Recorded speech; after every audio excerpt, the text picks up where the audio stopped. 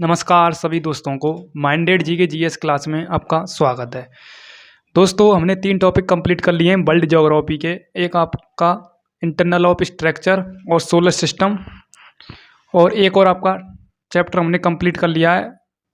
क्या कर लिया है? सूरज के बारे में पूरी जानकारी।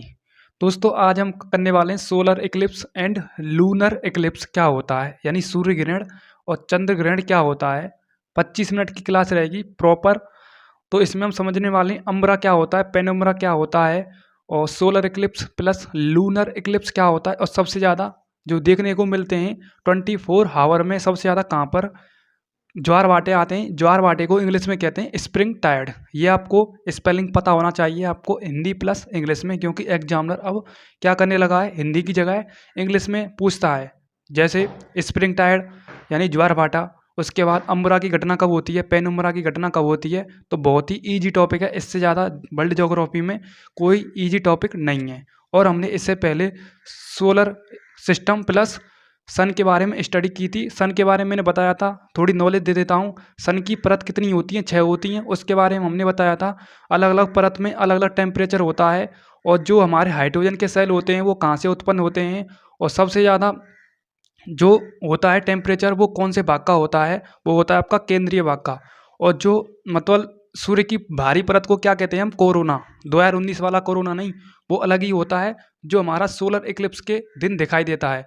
जो सोलर मेरा मतलब हम सूर्य अमावस्या के दिन जो हमें सूर्य का भारी परत दिखाई देती है ना, तो वो कोरोना ही होती है, जिसे हम सूरज का ताज कहते हैं, मुकुट कहते हैं, हीरक वलय के नाम से भी जानते हैं उसे। ठीक है, तो मैंने पूरी मतलब एक एक पॉइंट कंप्लीट किया है मैंने। ठीक है, पूरी मतलब डेप्थ से पढ़ाया है मैंने, वो मतलब 4 से 5 टॉपिक। तो आज इसी को भी हम डेप्थ से पढ़ेंगे, solar Eclipse and lunar Eclipse क्या होते हैं। तो सबसे पहले आप अपनी कॉपी में नोट डालेंगे, इंग्लिश में पढ़ेंगे और हिंदी में भी पढ़ेंगे। सोलर इक्लिप्स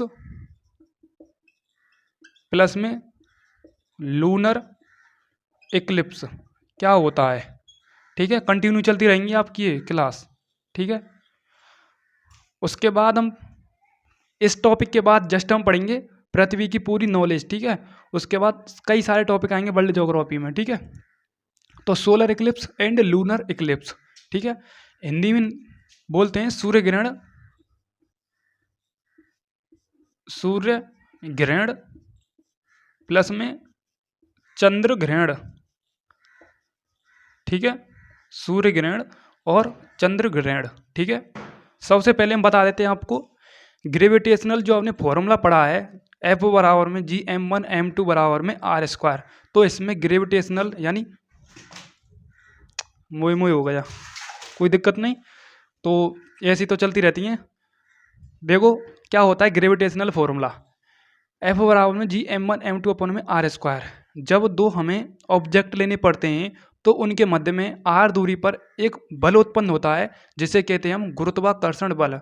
गुरुत्वाकर्षण बल जो लगता है वो हमारा सूरज और चंद्रमा के मध्य में लगता है। और सूरज और चंद्रमा के मध्य में क्या होता है, कभी पृथ्वी भी आ जाती है और कभी लपेटे में सूरज चंद्रमा भी आ जाता है, क्योंकि सूरज तो किंग है पूरे सोलर सिस्टम का, ये मैंने बताया था। ठीक है, तो इसके बारे में भी आपको पता होना चाहिए ग्रेविटेशनल फॉर्मूले के बारे में। ठीक है, यानी गुरुत्वाकर्षण के बारे में वैसे मैं बताऊंगा। सबसे पहले हम कवर करते हैं सोलर इक्लिप्स को। ठीक है, किसको? Solar Eclipse, SOLAR, solar Eclipse. ठीक है, ये आपको स्पेलिंग भी पता होनी चाहिए इंग्लिश में। ठीक है, इससे आपकी वोकैब मजबूत होगी। ठीक है, सोलर इक्लिप्स यानी सूर्य ग्रहण। अपनी मोबाइल की इनक्रीज कर लेना, क्योंकि जहाँ पर ऐसे ही सिस्टम है मेरे पास, थोड़ा इनक्रीज करना। 360 पिक्सल ऐप पर कर लेंगे आप, तो आपकी क्वालिटी अपने आप ही इम्प्रूव हो जाएगी। ठीक है, तो सोलर इक्लिप्स क्या होता है सबसे पहले हम समझते हैं डायग्राम की हेल्प से। देखो ये आपका क्या है, सूरज है। ठीक है, ये है आपका सूरज। ठीक है, और ये है आपका पृथ्वी। ठीक है, ठीक है, सूरज पृथ्वी से कितने गुना बड़ा है कमेंट में बताएं, वैसे भी बता चुका हूँ, 13 लाख गुना बड़ा है सूरज पृथ्वी से। तो आप इमेजिन करिए, कल्पना करिए कि हमारा सोलर सिस्टम कितना बड़ा होगा। अब मैं अपने सोलर सिस्टम की बात कर रहा हूँ, और वैसे यदि हम टोटल सोलर सिस्टम की बात करें, पूरे गैलेक्सी की बात करें, पूरे ब्रह्मांड की बात करें, तो बहुत मतलब बड़ा है। हम कल्पना भी नहीं कर सकते, क्योंकि इतनी ही खोज हो पाएंगे साइंटिस्टों के जरिए हमारी अपनी गैलेक्सी की और हमारे अपने सोलर सिस्टम की। वैसे ऐसे सूरज कई हैं हमारे सोलर सिस्टम में, सोलर सिस्टम का पूरी गैलेक्सी में, और कई ब्लैक होल हैं, ठीक है। वो हम एक क्लास लेकर आएंगे सेपरेट, गैलेक्सी के बारे में, नेबुला के बारे में, निहारिका के बारे में। सबसे पहले इस टॉपिक को आप कंप्लीट कीजिए, ठीक है। ये आपका हो गया सूरज, और ये हो गया आपका क्या, अर्थ, ठीक है। क्या हो गया, अर्थ। अर्थ को हिंदी में कहते हैं पृथ्वी, और सूरज को क्या कहते हैं, सूरज को सूरज ही कहेंगे, ठीक है, यानी सूर्य, ठीक है। अब देखो कंडीशन क्या होती है सोलर इक्लिप्स की, यानी सूर्य ग्रहण की। ये आपका सूरज हो गया और ये आपका अर्थ हो गया। अब सबसे पहले हम समझते हैं प्लेनेट और सैटेलाइट में क्या अंतर है, ठीक है। देखो दोस्तों, हर एक प्लेनेट का एक सैटेलाइट होता है, बट दो ऐसे पनौती हैं जिनका कोई सैटेलाइट नहीं है। दो ऐसे प्लेनेट हैं जिनका कोई भी सैटेलाइट नहीं है, एक आपका मरकरी और एक आपका वीनस। इनका कोई भी सैटेलाइट नहीं है पूरे सोलर सिस्टम में बात करी जाए तो। वैसे आपका मार्स का भी, मेरा मतलब मार्स का भी है, और जुपिटर का भी है, उसके बाद नेपच्यून वीनस का भी है। इनका क्या है, अपने आप में एक सैटेलाइट है, एक क्या अनेक हैं, ठीक है। तो दो ऐसे ग्रह हैं जिनका कोई भी क्या सैटेलाइट नहीं है, उपग्रह नहीं है, ओके। तो अर्थ अपने आप में क्या है, क्या है, एक ग्रह है, प्लेनेट है, क्या है, प्लेनेट है, ठीक है। एक एक पॉइंट को कंप्लीट करेंगे हम यहाँ, ठीक है, घास काट के नहीं जाना है हमको, ठीक है। क्या है, प्लेनेट है, ठीक है। यदि ये प्लेनेट है तो इसका भी सैटेलाइट होना चाहिए, बिल्कुल है।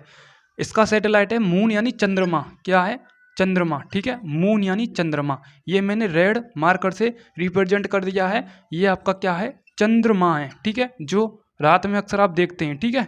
क्या है, चंद्रमा, ठीक है। और चंद्रमा पर ही उतारा गया था कौन सा यान, तो मेरा तो नाम नहीं याद आ रहा है मुझे। वैसे आप कमेंट में कीजिए, मेरे से मतलब शब्द वो आ नहीं रहा है दिमाग में, ठीक है। क्या है आपका, ये मून है, चंद्रमा है, अपने आप में क्या है, सैटेलाइट है। क्या है, किसका सैटेलाइट है, पृथ्वी का सैटेलाइट है। यदि आपसे कोई पूछे कि पृथ्वी का उपग्रह का नाम बताइए, तो आपको बताना है चंद्रमा, ठीक है। तो ये जो आपका चंद्रमा है, ये पृथ्वी के चारों ओर चक्कर लगा रहा है, बिल्कुल लगा रहा है। और पृथ्वी भी किसके चक्कर लगा रही है, सूरज के चक्कर लगा रही है। और सूरज भी हमारी गैलेक्सी के चक्कर लगा रहा है, ऐसा नहीं है, ये बिल्कुल विरामावस्था में है। ये भी मोशन कर रहा है, ये भी मोशन कर रहा है, ये भी मोशन कर रहा है, सभी मोशन करते हैं। कोई ऐसा मतलब हमारे प्लेनेट पर कोई ऐसा जीव नहीं है जो मोशन ही नहीं करे, सब मोशन करते हैं, ठीक है, ठीक है। तो मोशन करते हैं तो कुछ ना कुछ कार्य भी होगा इनका, बिल्कुल कार्य है। अब देखो, ये सूरज है, सूरज के अराउंड दीर्घवृत्ताकार पथ में चक्कर लगा रही है पृथ्वी, और मून भी अर्थ के चारों ओर चक्कर लगा रहा है। तो तीनों काम कर रहे हैं, तीनों काम कर रहे हैं। तो सबसे पहले हम बात बता दें, जो हमारा सूर्य है, ये कितने किलोमीटर की रफ्तार से चलता है। ये चलता है 250 किलोमीटर की रफ्तार से चलता है, यानी एक सेकंड में 250 किलोमीटर की दूरी तय कर लेता है। तो आप इमेजिन कीजिए कि सूर्य की रफ्तार कितनी है, ठीक है, यानी एक सेकंड होगी 250 किलोमीटर की दूरी तय कर लेगा। तो इतनी रफ्तार मतलब बापू लेवल की रफ्तार है, ठीक है। अब 25 करोड़ वर्ष लगते हैं इसे एक गैलेक्सी के चक्कर लगाने में। तो 25 करोड़ वर्ष लग गए इसे। अब समझिए आप, 25 करोड़ वर्ष लग रहे हैं और एक सेकंड में 250 किलोमीटर की रफ्तार तय कर रहा है, तो हमारी गैलेक्सी भी कितनी बड़ी होगी। एक चक्कर पूरा करता है तो हम इसे नाम देते हैं कॉस्मिक ईयर, यानी ब्रह्मांडीय वर्ष। इतना मैंने बता दिया और पहली क्लास में मैंने कंप्लीट किया था। क्यों बता रहा हूँ, क्योंकि इनके बारे में आपको पता होना चाहिए। अर्थ क्या है, उपग्रह क्या है, कितने दिनों में चक्कर लगाता है, ठीक है। अब देखो, ये आपका सूरज है और ये आपका क्या है, अर्थ है। पहले आपको मैं बताता हूँ प्रतिकर्षण और आकर्षण में क्या अंतर होता है, ये भी आपको पता होना चाहिए। प्रतिकर्षण प्लस आकर्षण में क्या अंतर होता है, ठीक है, यानी अट्रैक्शन हिंदी में, प्रतिकर्षण इंग्लिश में बोलते हैं रिपल्सन, और आकर्षण को बोलते हैं यानी मेरे पास आ, तो इसे कहते हैं हम आकर्षित, यानी अट्रैक्शन, ठीक है, नाम से क्लियर हो रहा है। रिपल्सन यानी दूर जा, और अट्रैक्शन यानी मेरे पास आ से, यानी पहला लेटर क्या है, ए है, ठीक है। अब दोस्तों, प्रतिकर्षण होता है आपका और रिपल्सन होता है, ये हैं आपकी फिजिक्स की टर्म, ठीक है। किसमें? इलेक्ट्रोस्टैटिक चैप्टर में, ठीक है। ये पढ़ने को देखने को मिलती हैं प्रतिकर्षण और आकर्षण क्या है, ठीक है। अब देखो प्रतिकर्षण क्या होता है। प्रतिकर्षण एक वस्तु यदि दूसरी वस्तु आएगी एक वस्तु के पास तो उसे भगाने की कोशिश करेगी, ठीक है। यदि आकर्षण है, आकर्षण के पास प्रतिकर्षण आ जाए तो उसे भी वो दूर धकेलेगी, ठीक है। अब देखो प्रतिकर्षण के पास प्रतिकर्षण आ जाए तो इनके मध्य में दोस्ती हो जाती है, और आकर्षण के मध्य में आकर्षण ही आ जाए तो इनके मध्य में भी दोस्ती हो जाती है, ठीक है। अब क्या होता है सूरज और पृथ्वी में, जब पृथ्वी सूर्य के चारों ओर यानी सूर्य के अराउंड चारों ओर दीर्घवृत्ताकार पथ में चक्कर लगा रही है, तो क्या होता है ये अट्रैक्ट करता है ग्रेविटेशनल यानी गुरुत्वाकर्षण की वजह से, ठीक है। बिल्कुल सपोज देखो न्यूटन ने खोज की थी किसकी? गुरुत्वाकर्षण की। तभी तो वो अपनी मतलब टेक्नोलॉजी को पढ़ने के लिए आपको देखा जाता, तभी तो ये गुरुत्वाकर्षण नाम शब्द हमने पढ़ने को देखने को मिला साइंस फिजिक्स में। अब दोस्तों जो हम कोई चीज़ गिरते हैं तो वो नीचे ही क्यों आती है? किसकी वजह से आती है? वो ग्रेविटेशनल की वजह से आती है, यानी गुरुत्वाकर्षण की वजह से आती है, ठीक है। उसी प्रकार से जब पृथ्वी आएगी सूरज के पास तो ये अट्रैक्ट करेगा तो इसके चारों ओर ऐसे चक्कर लगा रही है, एकदम सिस्टम से चक्कर लगा रही है, किसके चारों ओर? सूरज के चारों ओर, ठीक है। देखो दोस्तों मैं इसलिए बता रहा हूँ इसको क्योंकि आपको पता होना चाहिए, बहुत से ऊपर ऊपर से बता के चले जाते हैं, क्योंकि जैसे हमारा अर्थ और सूरज है और मून है, यदि आपको इनके बारे में जानकारी नहीं होगी तो पढ़ने का फ़ायदा क्या है सोलर इक्लिप्स और लूनर इक्लिप्स को, ठीक है।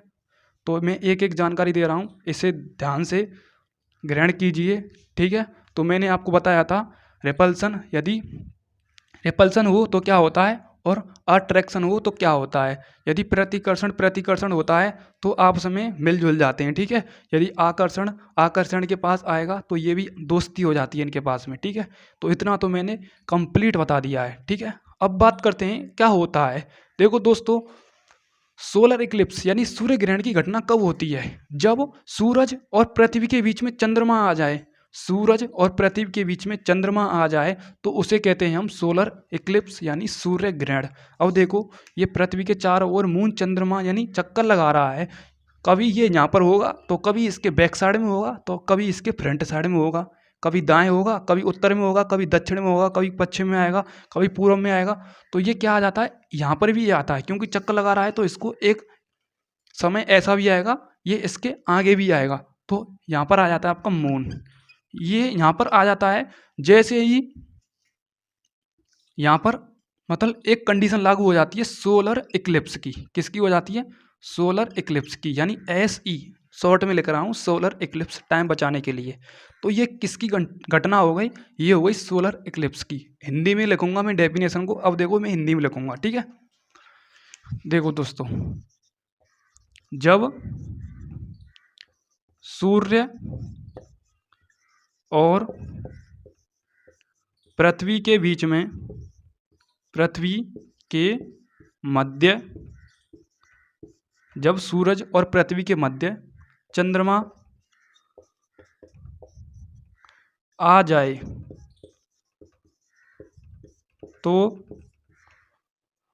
वह सूर्य ग्रहण की घटना होगी।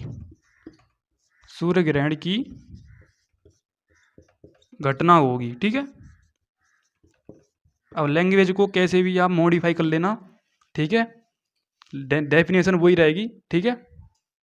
ठीक है, थोपड़ा कैसा भी हो, कितना भी मेकअप कर लो, वही रहेगा थोपड़ा, ठीक है। अब डेफिनेशन को मैंने जैसा लिखा है जैसे आप अपनी तरीके से याद करो, ठीक है। सूरज और पृथ्वी के बीच में चंद्रमा की कंडीशन देखने को मिले, चंद्रमा आ जाए बीच में तो आपका होता है सोलर इक्लिप्स।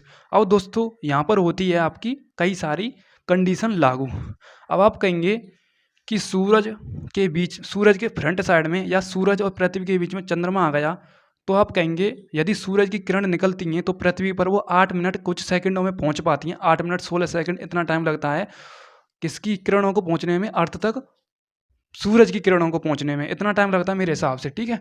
अब दोस्तों आप कहेंगे यदि सूरज बीच में आ गया तो ये भी तो ऑब्जर्व करेगा सूर्य की किरणों को। बिल्कुल दोस्तों ये भी करेगा, जितनी भी किरण आएगी यहाँ से तो ये ऑब्जर्व कर लेगा। अब हमारी अर्थ के पोल तक ही पहुंच पाएंगी कुछ किरणें, तो इस पर डार्क देखने को मिलेगा, यानी काला ही काला काला काला देखने को मिलेगा।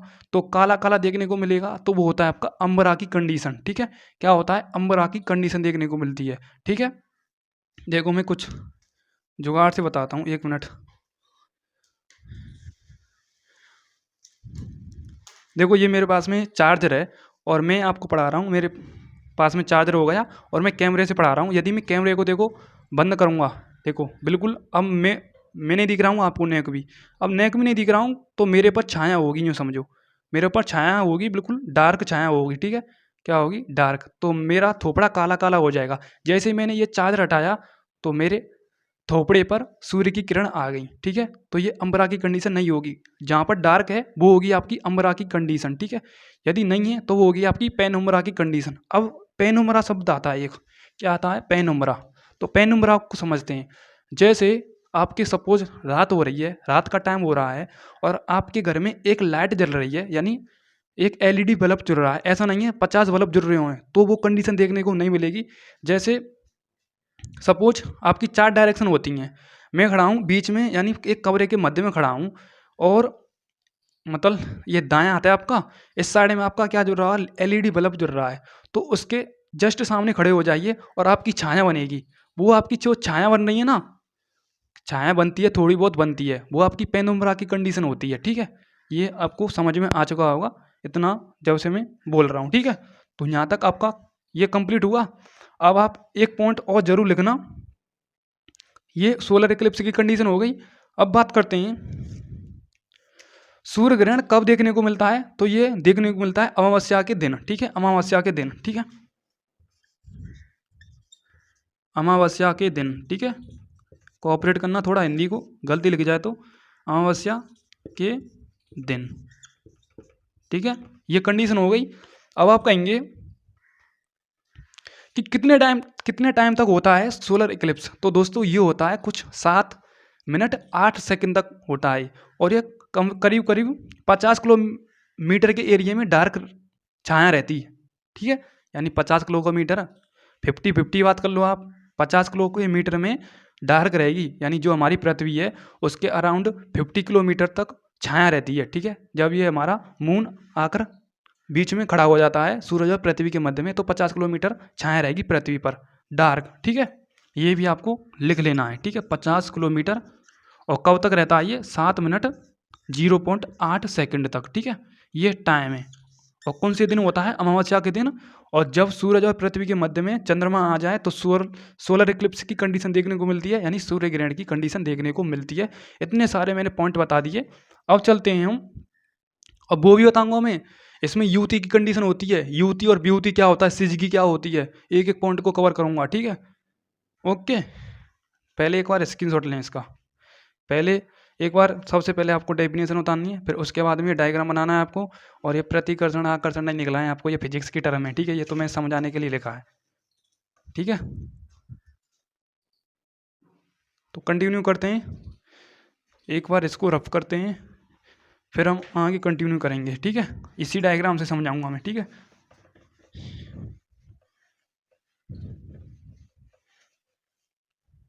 ठीक है। अब देखो, अब ये मून इधर साइड में आ गया तो ये पृथ्वी के भी चक्कर लगाएगा।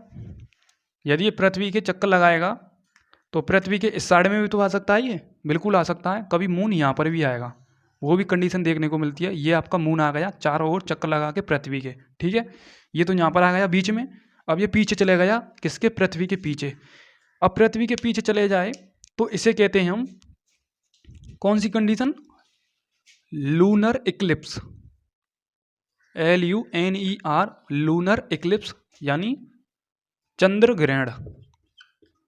ठीक है, अब चंद्र ग्रहण की डेफिनेशन कैसे बोलेंगे, जब सूरज और चंद्रमा के बीच में पृथ्वी आ जाए तो उसे हम क्या कहेंगे, चंद्र ग्रहण, यानी लूनर इक्लिप्स। ठीक है, और वो कंडीशन क्या आती है, जब पृथ्वी और सूरज के बीच में चंद्रमा आ जाए तो सोलर इक्लिप्स, यदि सूरज और चंद्रमा के बीच में पृथ्वी आ जाए तो लूनर इक्लिप्स। ठीक है, ओके। अब इस पर भी पेनुम्बरा और अम्बरा की कंडीशन देखने को मिलेगी। पूरी किरणों को ऑब्जर्व पृथ्वी कर लेगी, पहले कौन कर रहा था, मून, अब पृथ्वी कर लेगी, तो इस पर डार्क छाया बनी रहेगी। ठीक है, जा भाई डार्क में। ठीक है, तो ये हो गया आपका लूनर इक्लिप्स। तो मैं डेफिनेशन इसकी नहीं लिखूंगा, आपको इसकी डेफिनेशन लिखनी है। जब सूरज और चंद्रमा के बीच में पृथ्वी आ जाए तो उसे हम कहेंगे लूनर इक्लिप्स। ठीक है, लूनर इक्लिप्स। ठीक है, नोट करो इसको भी।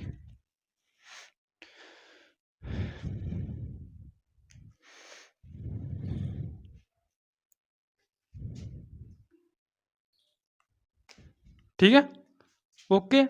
अब इसका टाइम टाइम पीरियड भी लिख लो, 3 मिनट 2 सेकंड के करीब करीब इस पर क्या छाया बनी रहती है, किसमें, लूनर एक्लिप्स में। ठीक है, उसके बाद कौन से दिन देखने को मिलता है ये कंडीशन, ये हमें पूर्णिमा के दिन देखने को मिलती है। कौन से दिन, पूर्णिमा के दिन। ठीक है, ये भी आपको लिख लेना है। ठीक है, वो अमावस्या के दिन और ये पूर्णिमा के दिन, पूर्णिमा के दिन। ठीक है, ठीक है, ओके।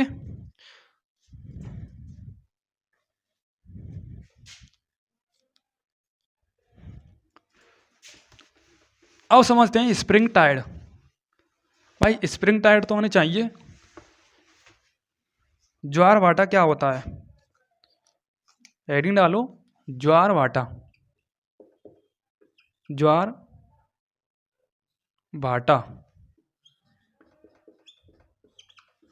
स्प्रिंग टाइड क्या होता है, ज्वार भाटा। इसको भी समझ लेते हैं, छोटा मोटा टॉपिक है। अब इसको समझने में थोड़ा आपको दिमाग तो लगाना पड़ेगा।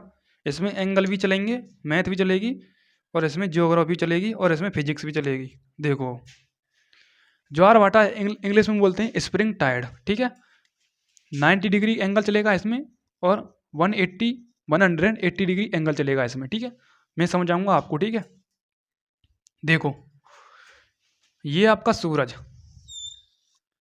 यानी सन, और ये है आपका पृथ्वी, ये अर्थ हो गई। ठीक है, और ये आपका मून, या मून को आप यहाँ पर बनाओ। ठीक है, मून। अब बीच में कौन आ गई, पृथ्वी। पृथ्वी बीच में आ गई, मून और सन ने ये जकड़ ली, यानी बीच में ले ली। अब क्या कंडीशन देखने को मिलेगी।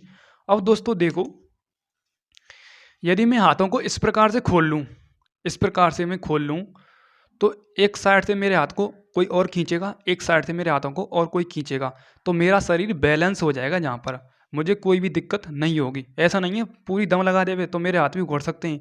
मैं कह रहा हूँ बैलेंस करने के लिए एक हाथ को मेरे इधर साइड कोई बंदा पकड़ ले और इस साइड से भी बंदा कोई पकड़ ले, तो मैं बैलेंस हो जाऊँगा। ठीक है, बैलेंस हो जाऊँगा कि नहीं हो जाऊँगा। इसी प्रकार से आपका मून और आपका सूरज ऐसे खींचते हैं, ये पृथ्वी को ऐसे खींचते हैं, मतलब अट्रैक्ट करते हैं। यूँ समझो, ये क्या करते हैं, गुरुत्वाकर्षण, जो आपका गुरुत्वाकर्षण टर्म होती है ना, ग्रेविटेशनल, जो आपने बताया था मैंने, ग्रेविटेशनल आकर्षण और प्रतिकर्षण बताया था, वो इसीलिए तो बताया था मैंने पहले। ठीक है, अब देखो दोस्तों, ये क्या करते हैं, अट्रैक्ट करते हैं पृथ्वी को अपनी ओर।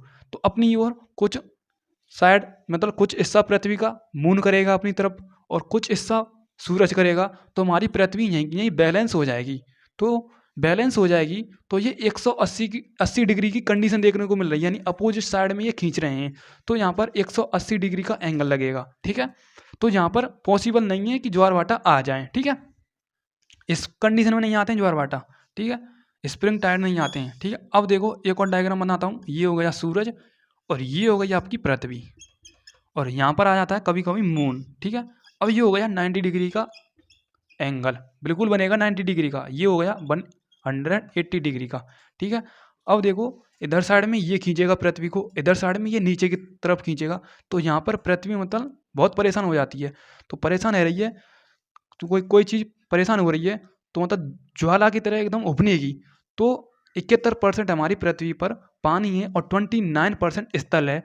तो 71% पानी है, तो पानी कितना होगा ये समझो आप। ठीक है, यदि पानी ज़्यादा है तो यहाँ पर और मतलब ज्वार भाटा उत्पन्न होंगे, यानी स्प्रिंग टाइड उत्पन्न होंगे, क्योंकि 90 डिग्री के एंगल पर रखी हुई है। इधर साइड में ये फोर्स लगाएगा और इधर साइड में ये लगाएगा, तो यहाँ पर हमारे ज्वार भाटा उत्पन्न होते हैं, ज्वार भाटा उत्पन्न होते हैं। क्या होते हैं, उत्पन्न होते हैं। ठीक है, ठीक है, और सबसे ज़्यादा ज्वार भाटा कहाँ पर आते हैं, फंडी की खाड़ी में आते हैं। कहाँ पर आते हैं? फंडी की खाड़ी में, ये भी लिख लेना। सबसे ज़्यादा ज्वार भाटा कहाँ पर आते हैं? फंडी की खाड़ी में। ठीक है, मंडी मत कर देना कोई, फंडी की खाड़ी। ठीक है, और एक और जगह लिख रहा हूं मैं, नोवा स्कैंडिया, स्कोंडिया। ठीक है, नोवा स्कोंडिया।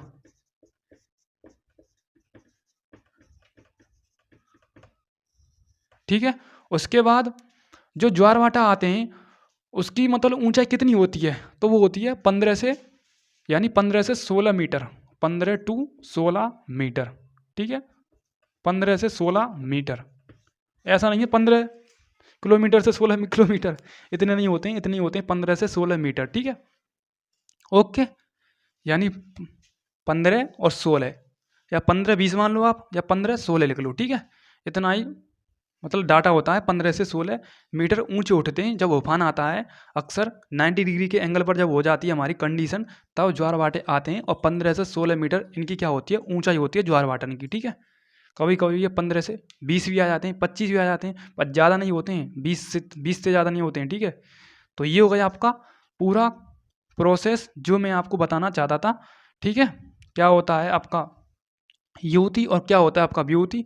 जो मैंने कंडीशन, युति तो वो कंडीशन देखने को मिलती है सोलर एक्लिप्स में, और व्युति कंडीशन देखने को मिलती है, व्युति कंडीशन लूनर एक्लिप्स में। ठीक है, ओके, तो यहाँ पर मेरे हिसाब से ये चैप्टर आपका कंप्लीट हो चुका है, और मैंने कहा था 25 मिनट में आपको कंप्लीट करा दूंगा, तो 7 मिनट हो चुकी हैं, और कोई मेरे हिसाब से इसमें कोई टॉपिक नहीं रहा है।